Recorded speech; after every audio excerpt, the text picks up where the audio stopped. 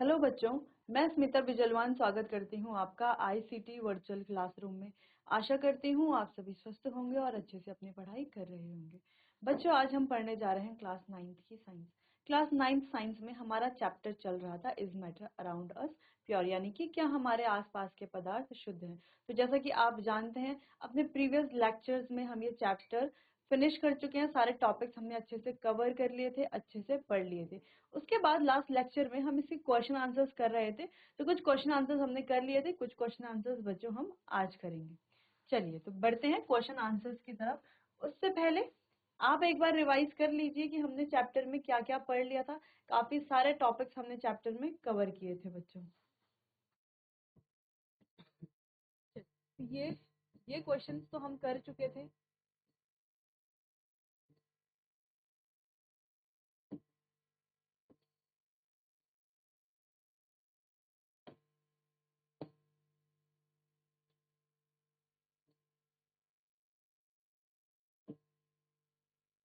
चलिए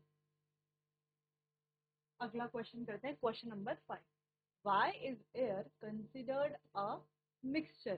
यानी कि हवा को क्यों मिश्रण माना जाता है, वायु जो है उसे मिक्सचर क्यों माना जाता है। बच्चों, जैसे कि हमने प्रीवियस क्लासेस में भी पढ़ा है और यहाँ पर हमने चैप्टर के बीच में भी पढ़ा है कि जो एयर है यानी कि वायु है, ये किस किस चीज का मिश्रण होती है। ऑक्सीजन का, ठीक है, कार्बन डाइऑक्साइड का, नाइट्रोजन का,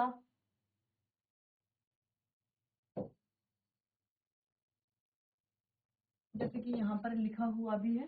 किस किस चीज का मिक्सचर होती है ये, अलग अलग गैसेस का। अलग अलग गैस कौन कौन सी, जैसे कि नाइट्रोजन है, ऑक्सीजन है, कार्बन डाइऑक्साइड है और भी बहुत सारी चीजें। इसके अलावा हमने प्रीवियस क्लासेस में पढ़ा था कि डस्ट है, स्मोक है, वाटर वेपर है यानी कि धूल है, धुआं है, जल वाष्प है और भी अन्य गैसें हैं। इन सब का मिश्रण क्या है, वायु है। ठीक, और which can be separated physically, और जिसको फिजिकली सेपरेटेड किया जाता है, यानी कि भौतिक विधियों से हम अलग कर सकते हैं। और कैसे सेपरेट करते हैं एयर से अलग अलग घटकों को, ये भी हमने चैप्टर में पढ़ा है। आगे हम इससे रिलेटेड क्वेश्चंस भी करेंगे। चलिए, तो यहाँ पर ये होता है हमारा क्वेश्चन खत्म। इसे मिश्रण इसीलिए कहा जाता है क्योंकि इसमें ऑक्सीजन, कार्बन डाइऑक्साइड आदि विभिन्न गैसें होती हैं जिन्हें भौतिक विधियों से अलग किया जा सकता है। इसीलिए इसे क्या कहा जाता है, मिक्सचर कहा जाता है। अब बच्चों, ये जो वायु है ये किस प्रकार का मिक्सचर है, कैसा मिक्सचर है, क्या ये एक होमोजेनस मिक्सचर है या ये एक हेट्रोजेनस मिक्सचर है, यानी कि क्या ये एक समांगी मिश्रण है या विषमांगी मिश्रण है।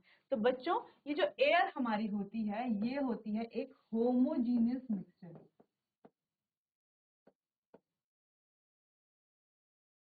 कैसा मिक्सचर होती है, होमोजीनियस मिक्सचर होती है। अगले क्वेश्चन की तरफ बढ़ते हैं। Name the method used to separate cream from milk, यानी कि क्रीम से दूध को सेपरेट करने की,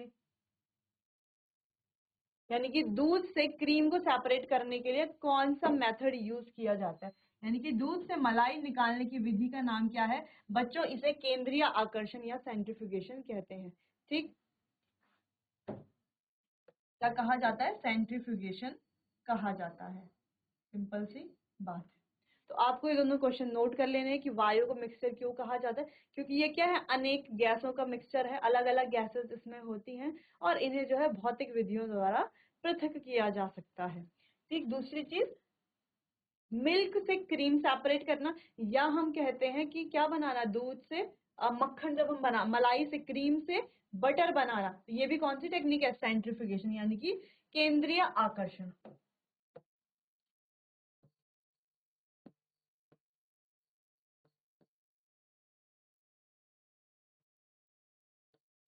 केंद्रीय आकर्षण।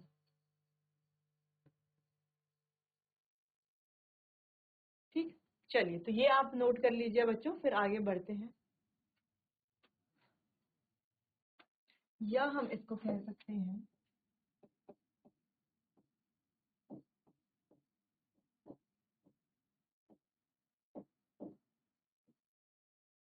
अपकेंद्रीयकरण। ठीक, चलिए सिंपल हो गया ये क्वेश्चन। अब आगे बढ़ते हैं अगले क्वेश्चन की तरफ कि टिंडल इफेक्ट क्या है, यानी कि टिंडल प्रभाव क्या है। Name one mixture that show is it. यानी कि ऐसे एक मिक्सचर का नाम बताना है जो टिंडल इफेक्ट शो करता है। ठीक, यानी कि टिंडल इफेक्ट प्रभाव क्या, टिंडल प्रभाव क्या है, एक ऐसा मिश्रण बताइए जो ये प्रभाव दिखाता है। अब जैसे कि हम जानते हैं कि टिंडल इफेक्ट क्या होता है, स्कैटरिंग ऑफ लाइट पार्टिकल्स, यानी कि जो लाइट पार्टिकल्स होता है उनका क्या, वो क्या होते हैं, बिखर जाते हैं। ठीक, तो ये क्या होते हैं, हमारी स्कैटरिंग ऑफ लाइट को ही टिंडल इफेक्ट कहते हैं।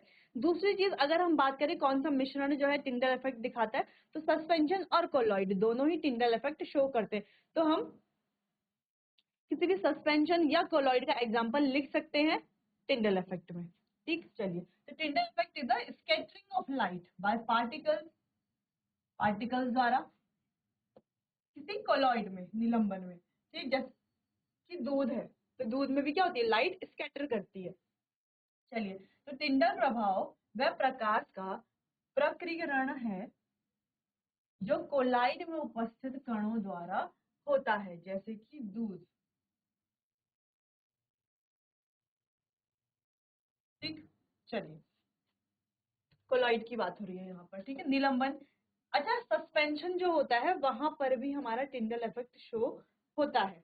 ठीक, चलिए, अब सस्पेंशन की बात करते हैं कि निलंबन क्या होता है।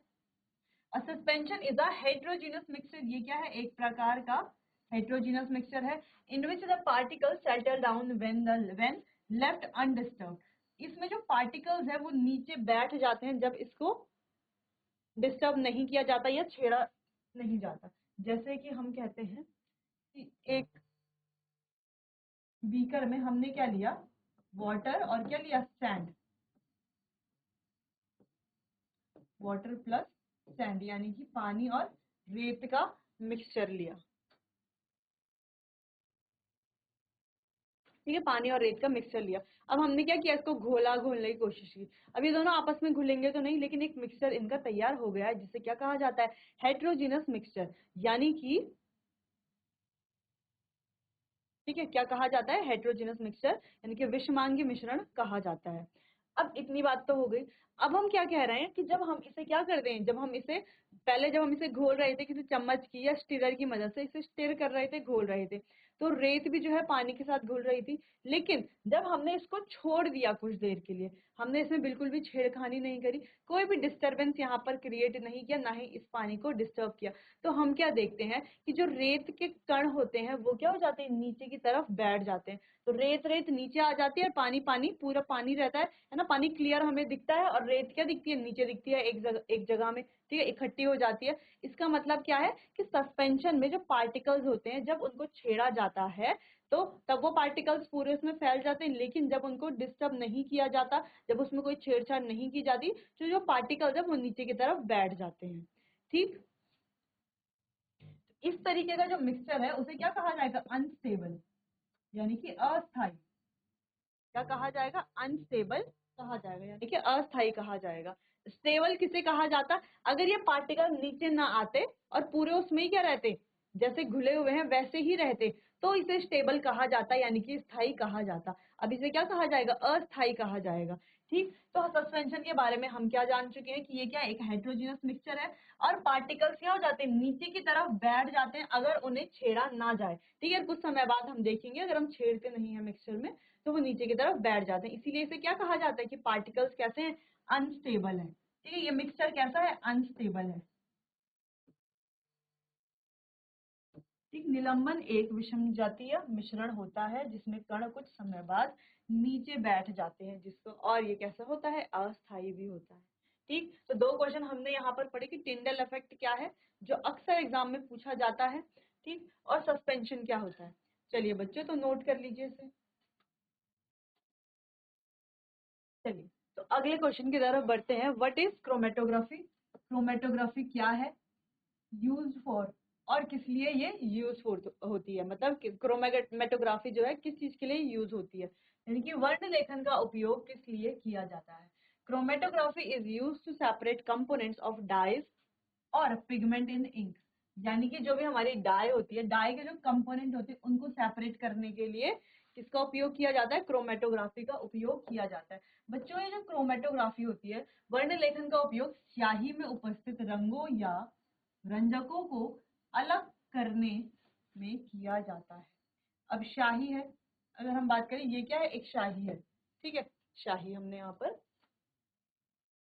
अगर हम कह रहे हैं यहाँ पर ये क्या है, इंक है, इसके क्या क्या कंपोनेंट होंगे, ठीक है, इसमें क्या क्या जो कंपोनेंट है वो उपस्थित है, वो कैसे पता चलेगा, जब हम क्रोमेटोग्राफी करेंगे तो इसके सारे जो कंपोनेंट है वो क्या हो जाएंगे, सेपरेट हो जाएंगे, ठीक है, क्या हो जाएंगे, अलग अलग हो जाएंगे। अब बच्चों ये जो क्रोमेटोग्राफी है आप हायर क्लासेस में पढ़ेंगे, अलग अलग टाइप की होती है, thin layer chromatography, paper chromatography, liquid, petroleum, ठीक है, तो ये सारी हमारे पास अलग अलग तरह की क्रोमेटोग्राफिक टेक्निक्स होती हैं और ये अलग अलग चीजों को सेपरेट करने के काम आती हैं, तो ये सब आप हायर क्लासेस में पढ़ेंगे। अगर हम बात करें कि इंक है कोई, ठीक है, पेन की इंक की बात करते हैं, अगर हम मान लेते हैं कि ये क्या है, पेन की इंक है, अब इसमें क्या क्या कंपोनेंट है, कैसे पता चलेगा कि किसमें क्या क्या घटक हैं, कैसे पता चलेगा, हम क्या करेंगे, क्रोमेटोग्राफी टेक्निक की मदद से इसके जो कंपोनेंट है उनको अलग अलग कर लेंगे, फिर हमें पता चल जाएगा इसमें कौन कौन से कंपोनेंट है, ठीक। तो स्याही में उपस्थित रंगों को, रंजकों को अलग करने के लिए इसका उपयोग किया जाता है, ठीक है बच्चों। चलिए, which method is use to obtain salt from sea water. अच्छा, अब समुद्र के पानी से नमक ऑब्टेन करने के लिए, नमक के लिए हम कौन सी विधि करते हैं, अब जैसे हम कह रहे हैं कि ये क्या समुद्र है, इसमें क्या समुद्र का पानी है, तो समुद्र के आसपास आपने इस तरीके से देखा होगा, ऐसे बने रहता है, ठीक है, ऐसा बना रहता है। अब इनमें क्या किया जाता है, गहरा किया जाता है, गड्ढा किया जाता है और यहाँ पर पानी भर दिया जाता है, ठीक है, पानी भर दिया जाता है। अब धूप की रोशनी यहाँ पानी पर पड़ेगी, ठीक है, धूप की रोशनी क्या पड़ रही है, पानी पर पड़ रही है। अब पानी क्या होगा, इवेपोरेट होगा, यानी कि वाष्प में परिवर्तित होगा, ठीक, पानी क्या होगा, वाष्प में परिवर्तित हुआ तो इवेपोरेट होने लग जाएगा, ठीक है, इवेपोरेट होकर के पानी उड़ जाएगा और नीचे नीचे क्या बच जाएगा, नमक बच जाएगा। तो इस मेथड से हम क्या कर सकते हैं, समुद्र के पानी से नमक को अलग करते हैं।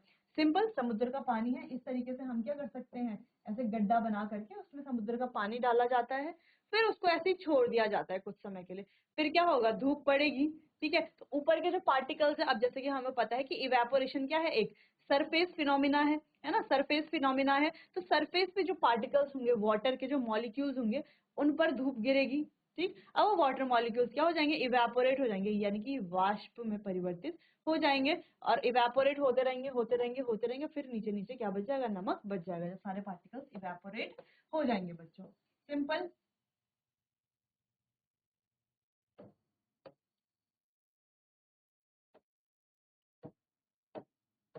चल, तो समुद्र के जल से नमक प्राप्त करने की कौन सी विधि है, वो है इवेपोरेशन, यानी कि वाष्पीकरण, ठीक है, इवेपोरेशन यानी कि वाष्पीकरण, इवेपोरेशन समझ गए होंगे आप, वाष्पीकरण इसे कहा जाता है। तो ये क्वेश्चन जो है कई बार जो है एग्जाम में पूछा जाता है, बहुत सारे बच्चों को नहीं पता रहता, ठीक, तो आप ये नोट कर लीजिए बच्चों, फिर आगे बढ़ते हैं और क्वेश्चन करेंगे। चलिए, अगले प्रश्न की तरफ बढ़ते हैं। What is a mixture, what are the type of mixture with example. अब मिक्सचर क्या है, अलग अलग टाइप के मिक्सचर कौन कौन से होते हैं। अच्छा, अब हम लॉन्ग क्वेश्चन आंसर्स की तरफ बढ़ चुके हैं, तो इस तरीके से लॉन्ग क्वेश्चन हमें पूछे जा सकते हैं, जैसे कि पहला क्वेश्चन है हमारे पास कि मिश्रण क्या होता है, मिश्रण के क्या क्या प्रकार होते हैं। अब हम जानते हैं मिश्रण क्या होता है, मिश्रण क्या होता है ये तो हम जानते हैं, जो एक से अधिक पदार्थ से मिलकर के बनता है। दूसरी चीज हमें पता है ये दो तरह का होता है, ठीक, चलिए, तो a mixture is the combination of two or more substances that are not chemically combined, यानी कि दो या दो से अधिक पदार्थ जो केमिकली कंबाइंड नहीं है उसे क्या कहा जाता है, मिक्सचर कहा जाता है। अब ये जो मिक्सचर है बच्चों, ये दो तरह के होते हैं, होमोजेनस मिक्सचर जहां पर कंपोजिशन क्या होती है, यूनिफॉर्म होती है, और एक होता है हमारा हेट्रोजीनस मिक्सचर जहां पर कंपोजिशन क्या होती है, यूनिफॉर्म नहीं होती, ठीक, यानी कि जो पार्टिकल्स हैं, यहाँ पर क्या होते हैं, पार्टिकल्स होमोजेनस मिक्सचर में पूरे सॉल्यूशन में फैले हुए थे, पूरे मिक्सचर में क्या होते हैं, कंपोनेंट इवनली डिस्ट्रीब्यूटेड होते हैं, ठीक, जबकि यहाँ पर हेट्रोजीनस में कंपोनेंट इवनली डिस्ट्रीब्यूटेड नहीं होते, ठीक। चलिए, तो मिश्रण दो या दो से अधिक पदार्थों का संयोजक होता है और रासायनिक रूप से संयुक्त नहीं होता। तो ये तो बात थी मिश्रण की, कि मिश्रण क्या होता है, ये आप नोट कर लेंगे बच्चों। फिर बात आती है दो मिश्रण के दो प्रकार, सजातीय मिश्रण और विषम जातीय मिश्रण। पूरे मिश्रण में रचना यहाँ पर क्या होती है, समान होती है और यहाँ पर रचना असमान होती है, जैसे पानी में नमक और पानी में रेत। तो आप जो है ये एग्जांपल करके भी देख सकते हैं। अगर आप पानी में क्या डालते हैं, नमक डालते हैं पानी में, ठीक, और यहाँ पर दूसरे बीकर में आप क्या डालते हैं, पानी में रेत डालते हैं, ठीक है, एक में नमक डालते हैं, एक में रेत डालते हैं। तो आप क्या देखेंगे, जो नमक है वो पूरे पानी के साथ अच्छे से घुल जाएगा, ठीक है, और पूरा पानी को क्या कर देगा, इसके जो कंपोनेंट है ये क्या होंगे, यहाँ पर समान होंगे, और पूरे पानी में ये समान मात्रा में घुल जाएगा, ठीक है। यानी कि ऐसा नहीं होगा कि यहाँ पर नमक ज्यादा है, यहाँ पर नमक कम है, यहाँ पर नमक ज्यादा है, यहाँ पर नमक कम है, नहीं, पूरा पानी जो है नमकीन होगा। कैसा नमकीन होगा, समान नमकीन होगा, यानी कि पूरा इवनली डिस्ट्रीब्यूटेड इसमें पार्टिकल्स होंगे। जबकि यहाँ की बात करें अगर हम, तो इसमें रेत डाल दें, थोड़ा देर बाद क्या होगा, रेत के जो पार्टिकल्स हैं वो एक तरफ नीचे बैठ जाएंगे, पानी पानी ऊपर रह जाएगा, रेत रेत नीचे बैठ जाएगा, ठीक। लेकिन अगर हम इसे किसी चम्मच की मदद से या स्टीलर की मदद से घुमाते हैं तो रेत के पार्टिकल इधर उधर आ जाएंगे, लेकिन फिर भी जो इसके पार्टिकल्स हैं ये कैसे होंगे, समान मात्रा में नहीं घुले हुए होंगे। कहीं पर पार्टिकल्स ज्यादा हो सकते हैं, कहीं पर पार्टिकल्स कम हो सकते हैं, हो सकता है इधर ज्यादा रेत इकट्ठी हो, यहाँ पर कम रेत इकट्ठी हो, ठीक। तो इस तरीके से इसके पार्टिकल्स होते हैं, यानी कि यहाँ पर जो है मिश्रण में रचना समान होती है, यहाँ पर रचना असमान होती है, ठीक। तो ये पॉइंट आपको नोट कर लेना है बच्चों। चलिए, तो ये आंसर आप नोट कर लीजिए, इंग्लिश हिंदी जिसमें भी आप नोट करना चाहें।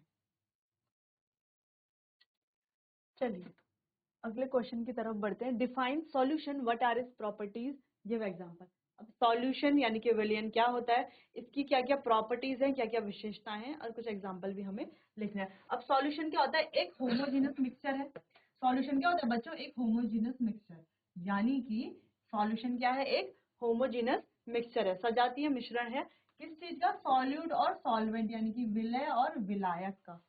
क्या है, सॉल्यूट और सॉल्वेंट का, ठीक है। अब इसकी कुछ प्रॉपर्टीज क्या होती हैं, ये क्लियर और ट्रांसपेरेंट होता है। जब भी हम सॉल्यूशन की बात करते हैं तो आपको समझ लेना है, एक बीकर में क्या है, सॉल्ट प्लस वाटर है।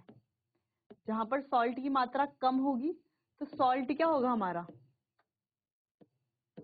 सॉल्यूट होगा, और वाटर क्या होगा हमारा, सॉल्वेंट होगा, ठीक। ये पूरा मिल करके क्या बना है, सॉल्यूशन, ठीक है। एक आपको कंटेनर में क्या है, सॉल्ट और वाटर है, सॉल्ट क्या है इसमें, सॉल्यूट, और वाटर क्या है इसमें, सॉल्वेंट, मिला करके क्या बना, सॉल्यूशन, ठीक है। तो आपको नमक और पानी का ये मिश्रण याद रखना है। अब ये कैसा मिक्सचर है, होमोजेनस मिक्सचर है, तो किससे बना है, सॉल्यूट सॉल्वेंट से मिलकर के बना है। दूसरी चीज, क्लियर एंड ट्रांसपेरेंट। अब ये जो मिक्सचर होता है कैसा होता है, क्लियर और ट्रांसपेरेंट होता है, नमक और पानी का मिक्सचर होता है, क्लियर होता है और ट्रांसपेरेंट होता है, ठीक है। Particles can not be seen, तो क्या यहाँ पर पानी में हमें नमक के पार्टिकल्स दिखते हैं, नहीं दिखते, इसीलिए हमने सेकंड पॉइंट लिखा कि particles can not be seen. फिर नो टिंडल इफेक्ट, यानी कि यहाँ पर कोई भी टिंडल इफेक्ट नहीं होता। सिंपल टिंडल इफेक्ट क्या होता है कि स्कैटरिंग ऑफ लाइट, यानी कि लाइट यहाँ से आती है, क्या होती है, स्कैटर करती है ना, लाइट का पाथ हमें दिखता है, ठीक। लेकिन यहाँ पर जो है टिंडल इफेक्ट नहीं होता, तो कोई भी क्लियर सॉल्यूशन है, ठीक है, उसमें यानी कि कोई भी होमोजेनस मिक्सचर है तो उसमें हमें स्कैटरिंग ऑफ लाइट कभी भी नहीं दिखती बच्चों, ठीक। तो यहाँ पर स्कैटरिंग ऑफ लाइट नहीं दिखती, यानी कि नो टिंडल इफेक्ट। अगला, स्टेबल मिक्सचर। अब ये जो मिक्सचर है ये स्थायी है, स्टेबल है। अब ये स्टेबल कैसे है, क्योंकि हम अगर इसको कितना भी देर छोड़ दें, 1 घंटा, 1 दिन, 2 दिन, 10 दिन तक छोड़ दें, फिर भी नमक के पार्टिकल्स जो है पूरे में घुले रहेंगे। ऐसा नहीं होगा कि थोड़ी देर बाद नमक के पार्टिकल जो है एक जगह में नीचे पर आकर के इकट्ठा हो जाएंगे। तो क्या नमक के पार्टिकल नीचे आकर के सेटल होंगे, नहीं होंगे ना, वो हमेशा पानी में मिले हुए रहेंगे। इसीलिए कहा जा रहा है, इसे क्या कहा जा रहा है, स्टेबल मिक्सचर, यानी कि स्थायी मिश्रण। तो ऐसे मिक्सचर जहां पर कोई भी पार्टिकल्स नीचे सेटल डाउन नहीं होते उसे स्टेबल मिक्सचर कहा जाता है। तो ये कुछ एग्जांपल, और एग्जांपल यहाँ पर है शुगर डिजोल्व इन वाटर, या हम एक और एग्जांपल लिख सकते हैं जो हमने यहाँ पर देखा, सॉल्ट डिजोल्व इन वाटर, ठीक। वही हिंदी में कि विलयन, विलय और विलायक का सजातीय मिश्रण है, विलय और विलायक से मिलकर बना है, यानी कि सॉल्यूट और सॉल्वेंट से मिलकर के बना है। दूसरी चीज, ये पारदर्शी होता है, कैसा होता है, ट्रांसपेरेंट होता है। यहाँ पर पानी के कण जो, यहाँ पर जो है कण हमें दिखाई नहीं देते, सॉल्यूट के पार्टिकल्स हमें दिखाई नहीं देंगे, ठीक। टिंडल प्रभाव नहीं दिखाई देता, तो टिंडल प्रभाव भी नहीं दिखाई देता यहाँ पर। यह स्थायी मिश्रण होता है, कैसा होता है, स्थायी मिश्रण होता है, जैसे कि पानी में चीनी या पानी में नमक, ठीक। तो जब कभी भी अगर आपको सॉल्यूशन के बारे में पूछा जाता है, सॉल्यूशन की प्रॉपर्टीज के बारे में पूछा जाता है, तो आप सिंपली सॉल्ट वाटर का या शुगर वाटर का एक सॉल्यूशन अपने दिमाग में सोच लीजिए, और उसकी जो जो प्रॉपर्टीज होंगी वो आपको लिख देनी है, सिंपल। और वही क्या हो जाएगा, आपके प्रॉपर्टीज हो जाएंगी सॉल्यूशन की। तो सिंपल सा क्वेश्चन है, इसको आप नोट कर लीजिए बच्चों। चलिए बच्चों, तो आज के लिए बस इतना ही। काफी सारे क्वेश्चंस हम कर चुके हैं जिसमें काफी सारे टॉपिक्स को हमने कवर किया है इस चैप्टर के। चलिए बच्चों, तो मिलते हैं अपने आने वाले अगले सेशन में। तब तक के लिए आपका बहुत बहुत धन्यवाद।